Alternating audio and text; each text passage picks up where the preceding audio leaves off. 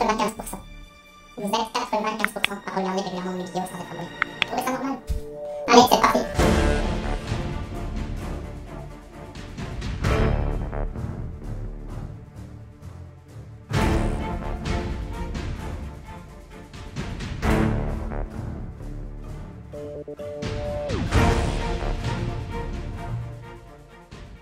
Salut, aujourd'hui on va parler panneaux solaires, on va parler des types de cellules qui existent, les types de panneaux, les types de contrôleurs, quelle puissance il faut choisir, et en dernier je vais vous dire dans mon cas avec mon installation ce que j'en pense.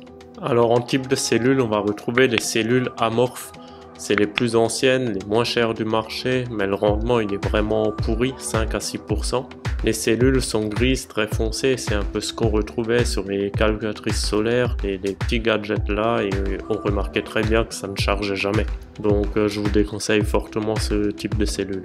En deuxième type de cellules, on va retrouver les cellules polycristallines.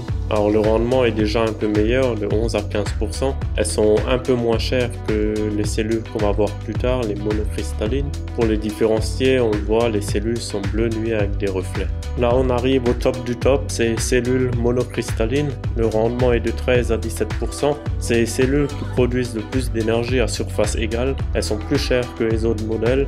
Elles sont de couleur bleu marine ou gris uniforme. Mais la différence de prix n'est plus tellement énorme entre les polycristallines et les monocristallines. Donc quitte à faire une installation, autant directement partir sur les monocristallines. Ensuite, certaines marques proposent encore des sous-catégories dans les cellules monocristallines.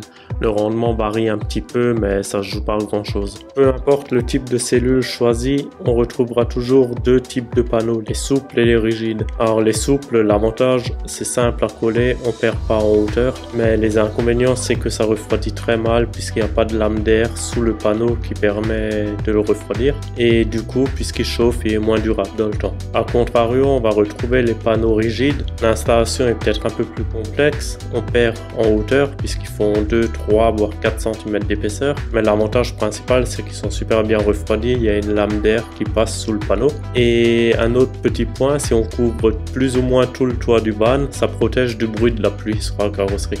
La tension des panneaux solaires doit absolument passer par un régulateur avant d'arriver dans la batterie. Alors il y a deux types de régulateurs, il y a les régulateurs PWM, c'est pour les toutes petites installations inférieures à 150 watts. Le coût est très faible, mais le rendement il est très faible aussi. Le meilleur c'est les régulateurs MPPT. Ils ont un rendement jusqu'à 30% supérieur aux régulateurs PWM. Le coût forcément il est plus élevé. Il est plus efficace par temps nuageux ou en hiver. Et un autre avantage c'est la recharge en 3 phases. C'est bien beau tout ça, mais quelle puissance je choisis?